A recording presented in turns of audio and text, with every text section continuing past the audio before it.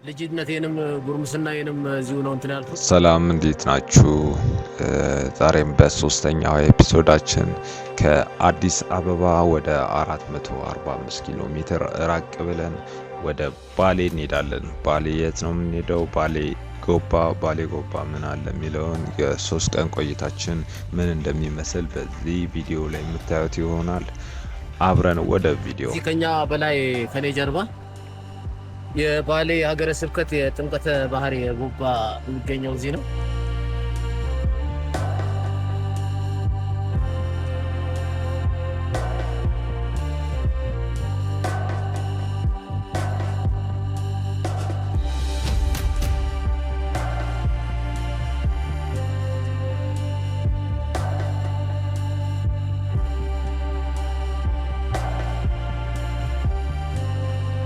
እና ብዙ ታሪክ ያለው ቦታ ነው። ብቻ ለማንኛውም እና ዛሬ እኔም እሱን ለማስታወስ እዚህ ስለመጣን በጣም ደስ ብሎኛል።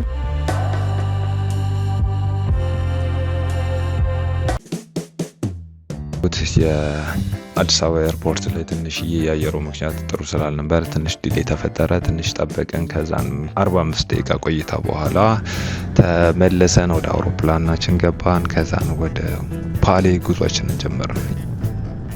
ይህ የምታዩት ቦታ ደግሞ ዋቆ ጉቱ ኤርፖርት ይባላል። ባሌ ሮቤል የሚገኝ ነው።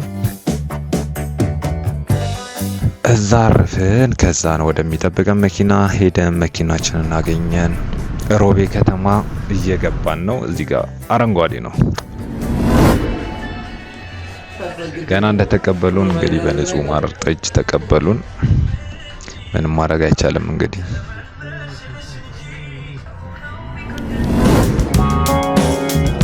ከዛም ቪአይፒ ታክሲያችን መጣ። ወደምናርፍበት ቦታ ላይ በታክሲያችን ወረዛ ሄደን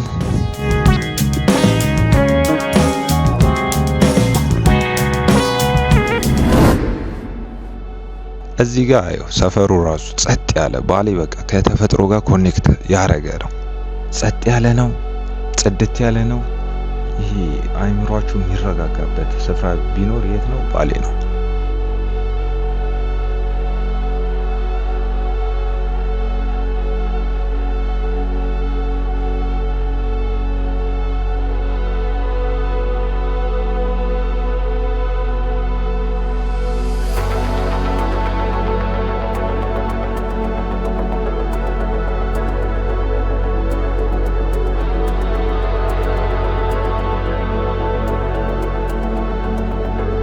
ባሌ ባይዘ በጣም ብርድ ስለሆነ 3-4 ብርድ ልብስ ደራርባችሁ የምትተኙበት ቦታ ነው።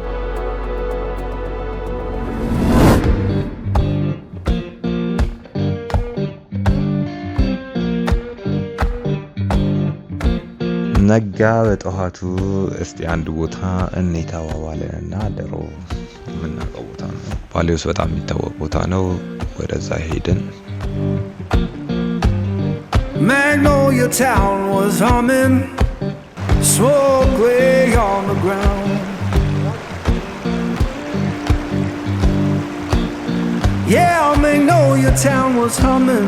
እዚህ ጋር በጣም ድንጋዩ ውሃ የሚመታው ድንጋይ አልጌ ስለሚኖረው ያንሸራተታልና እዚህ ጋር እንዳልወድቅ የተጠነቀቁ ነበር። ግን በጣም ያስፈራል። ከወደቃችሁ አደገኛ ጥቁር ድንጋይ ነው የሚመታችሁ። እዚህ ጉዳት ይደርስባችኋል።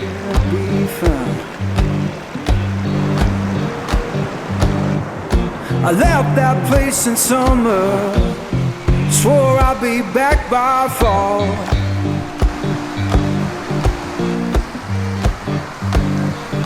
I left that place in summer. ባሌ እንግዲህ አንድ ነገር በጣም ትልቅ እንደ ባህልም የተያዘ ነገር ምንድነው? ዛፍ መቁረጥ በጣም እንደ ነውር ነው የሚቆጠረው።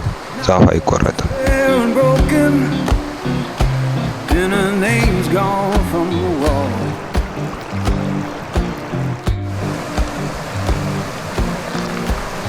አሳ አለ፣ ግን አሳ አልያዝንም። እዚህ ውሃ ውስጥ ምናምን አሳ አለው።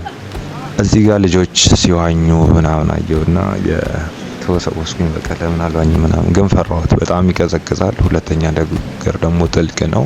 ስለዚህ ፈርቼ እዚህ ጋር እየጠየኩት ነበር። በጣም ያሰምጣል ምናምን እያልኩት ነበር።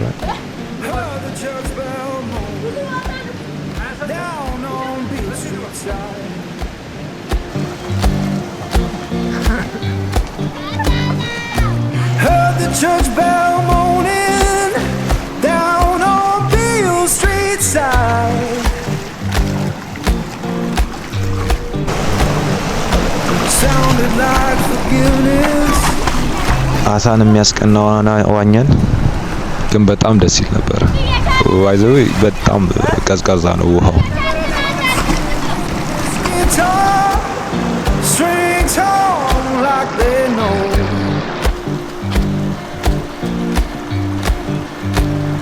Yeah, sitting with this guitar, strings on like they know.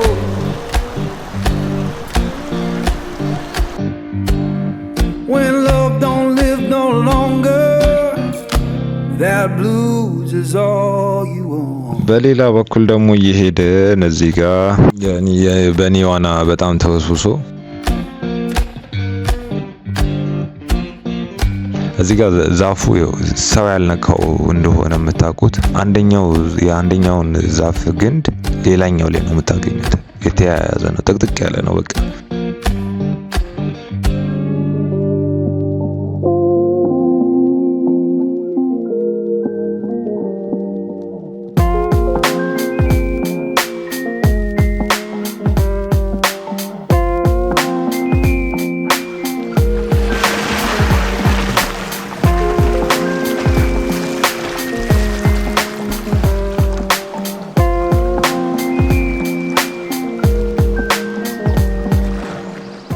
ልጅነቴንም ጉርምስናዬንም እዚሁ ነው እንትን ያልኩት እና ይሄ የምታየው ጫካ በጣም ታሪካዊ ጫካ ነው። እዚህ ከኛ በላይ ከኔ ጀርባ የባሌ ሀገረ ስብከት የጥምቀተ ባህር የጉባ የሚገኘው እዚህ ነው እና ብዙ ታሪክ ያለው ቦታ ነው። ብቻ ለማንኛውም እና ዛሬ እኔም እሱን ለማስታወስ እዚህ ስለመጣን በጣም ደስ ብሎኛል።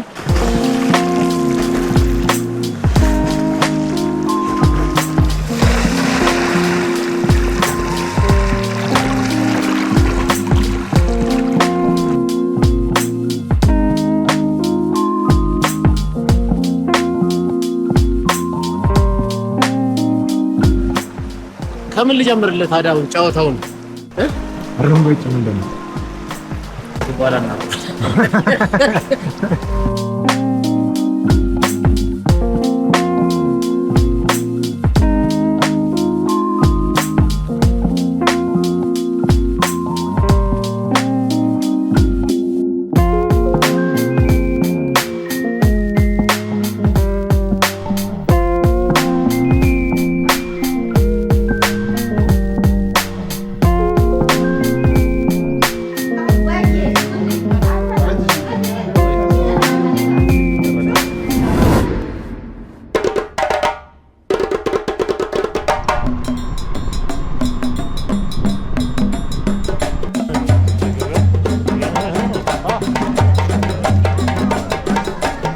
ከዛ ናና ዘርዴ በሁለተኛው ቀን ደግሞ አንዱ ጓደኛ ይደወለልኝ። ከዛ እንውጣ ተባባልን። የት ነው የምንሄደው? ገበያው። የባሌ ገበያ በጣም ከለርፉል የሆነ በጣም ደስ የሚል የሚያምር ርካሽ እስቲ ታዩታላችሁ ምን ያህል እንደሚረክስ። ከምትጠብቁት በላይ የልብስ ዋጋ ርካሽ ነው ባሌ ላይ።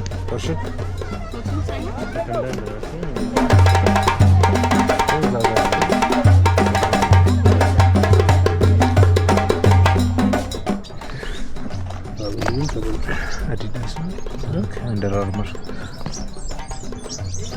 ቢዩሎጂ 300 ተበልታለች። ባሌ እንደሚታወቀው የገብስና የስንዴ ሀገር ነው በብዛት የሚመረቱት እነሱ ናቸው። አትክልት ተራው እንደምታዩት ነው በቃ ከለርፉል ነው። ጋሪ ደግሞ ዋነኛው ነገር ለትራንስፖርትም እቃም በደንብ የሚጓጓዝበትም ጋሪ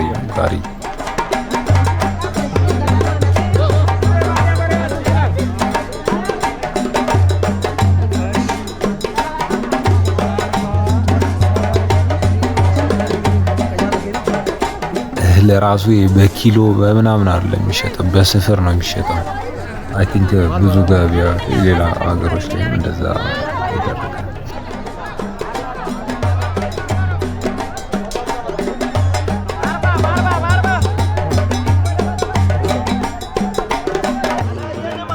እዚህ ጋር እንደምታየው ሰልፋይ ተራ ሄደ። ሰልፋይ ተራ 40 ብር እያለች ጃኬት ለዘናብ ትሆነናለች በሚል 40 ብር ገዛን።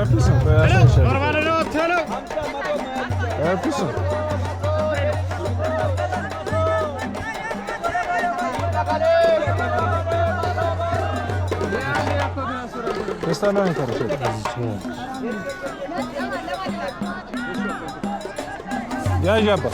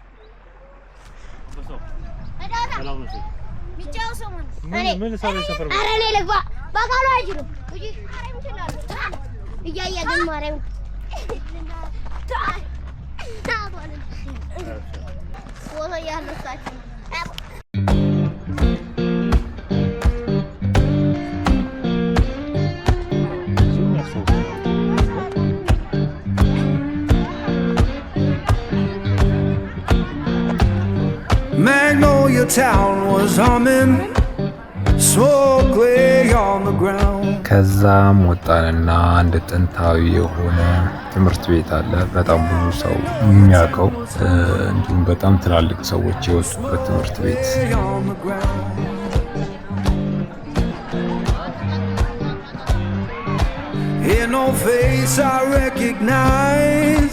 ይህ ትምህርት ቤት በጣም ጥንታዊ ትምህርት ቤት ነው። ጣሊያን ኢትዮጵያ ውስጥ በነበረችበት ጊዜ ላይ የተሰራ ትምህርት ቤት ነው። በወቅቱ በጣሊያንኛ ቋንቋ ብቻ ነበር ይሄ ትምህርት ቤት የሚያስተምረው።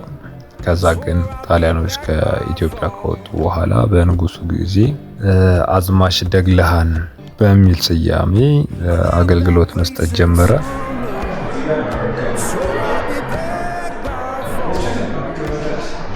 ከዛን እንግዲህ ያገለገለ ነበረ። አሁንም አገልግሎት ላይ ነው ያለው። ግን አሁን መጠሪያውን ቀይሮ ባቱ ተራራ ሁለተኛ ደረጃ ትምህርት ቤት ተብሏል። እነዚህን ክፍሎች የምታያቸው በእንጨት ሙሉ ለሙሉ በእንጨት የተሰሩ ናቸው።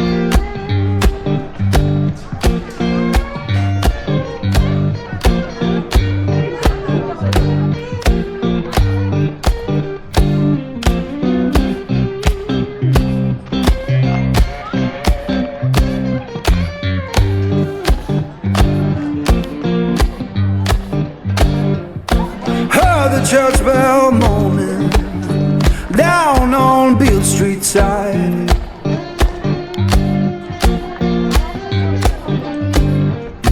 Heard the church bell moaning down on Beale Street side. Sounded like forgiveness for the tears I try to hide.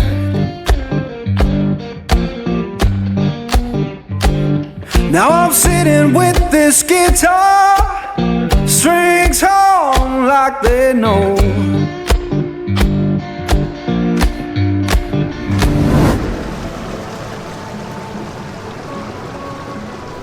ከዛ ወጣንና አንድ ገዳም ማየት አለብን ተባብለን ወደ ተክለ ሃይማኖት ገዳም ሄድን። ጎባ ውስጥ በጣም የሚታወቅና ትልቅ ገዳም ነው።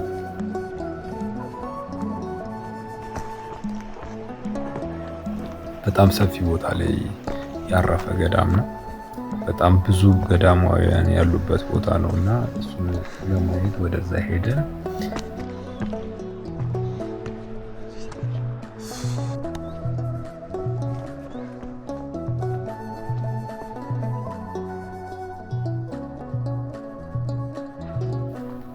እንግዲህ እግረ መንገዳችንን እዛ ከመድረሳችን በፊት ቅድስት ሥላሴ ቤተክርስቲያን አለ። እሱን አይተን ወደዛ የምናልፈውና መንገዳችን ላይ ስለነበረ ወደዛ ገባን። ይህን ይመስላል ግቢው። በጣም ጸጥ ያለ ነው፣ ጽዱ ነው፣ አረንጓዴ ነው። ቤተክርስቲያኑ እንደምታዩት የድሮ አሰራር ነው ያለውና ትንሽ እድሳት ተደረገበት እንጂ ያው የድሮ ነው እና በጣም ያምራል። ጸጥ ያለ ነው እና በጣም ይሄ መንፈስን የሚያድስ አይነት ቦታ ነው።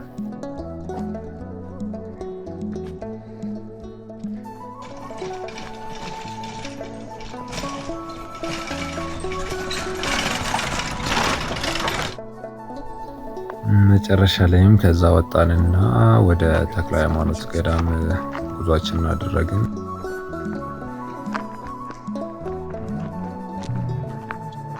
በ13ኛው እና በ14ኛው ክፍለ ዘመን ላይ ይህ አካባቢ ላይ የቅዳሴ ድምፅ እንዲሁም የተለያየ ድምጾች ይሰሙ እንደነበር አካባቢውም የዕጣን ሽታ እንደነበረው ምናምን ታሪክ ላይ ተመዝግቦ የተቀመጠ ነገር አለው። ግን እንደ ገዳም ግን ገዳም የተባለው ግን በ1979 ዓመተ ምህረት እንደሆነ ታሪክ ያስቀምጣል።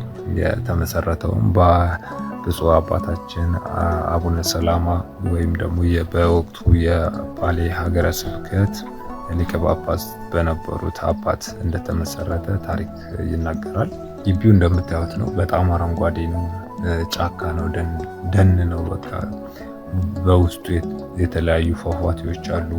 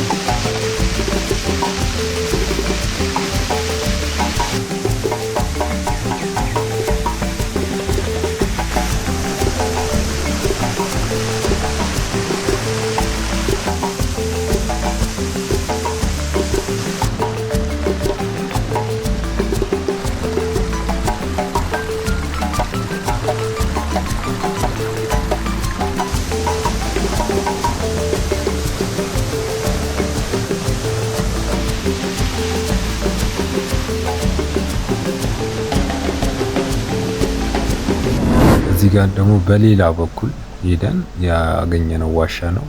ዋሻው እንደምታዩት ክፍል አለውና ወደ ውስጥ በገባችሁ ቁጥር በጣም ጨለማ ስለሚሆን እኛም ደፍረን አልገባንም። ምክንያቱም የያዝነውም የእጅ ፍላሽ የሞባይል ፍላሽ ስለነበረ ወደ ውስጥ መግባት አልቻልንም።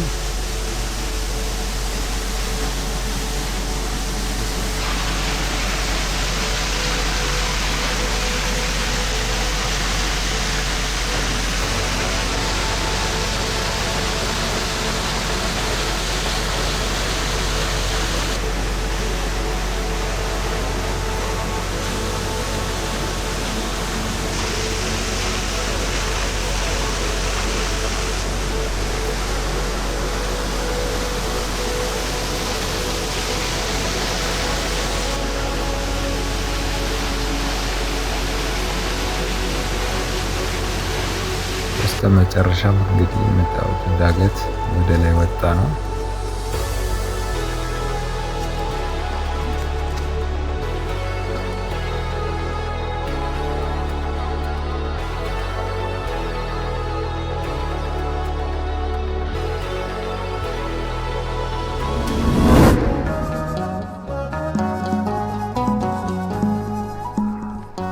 ከዛን የመጨረሻ ቀናችን ደረሰ። ከዛ በፊት ግን አንድ ቤተክርስቲያን ሳናይ እንመለስም ብለን ወደ ቅዱስ ገብርኤል ቤተክርስቲያን ሄደን የቤተ ክርስቲያንም በፊት እንደዚህ ያልነበረም እኔ ሳውቀው አሁን ታድሶ እንደዚህ አምሮበት ትልቅ ህንጻ ተገንብቶበት በእንደዚህ በሚያምር መልኩ ያለው እና እሱንም አይተን ትንሽ ግቢውን ጎብኝተን እንደምታዩት ነው። በጣም ውብ ነው። ቤተ ህንጻው ማሰራሩ በጣም ደስ የሚል ነው። ግቢው በጣም ሰፊ ነው። ይሄም ግማሹ ሴራሚክ አለ፣ ግማሹ ሳር አለው እና በጣም ጽድት ተደርጎ የተሰራ ቤተክርስቲያን ነው።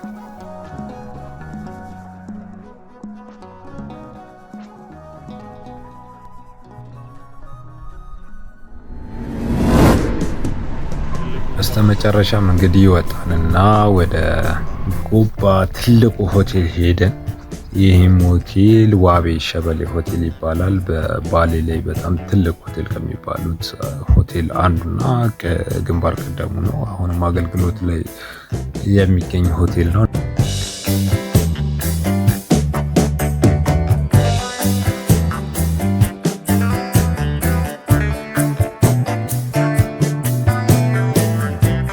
እንግዲህ ተመጨረሻ መመለሻችን ደረሰና ወደ አዲስ አበባ ጉዟችንን አደረግን።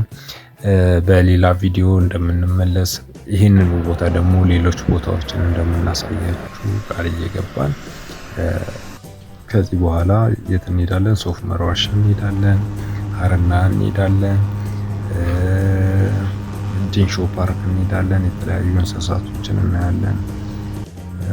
ሌላው ደግሞ ይሄ ሳነቴ እንሄዳለን። ለዛሬ የያዝነው ቪዲዮ እዚህ ላይ ያበቃል። መልካም ቀን።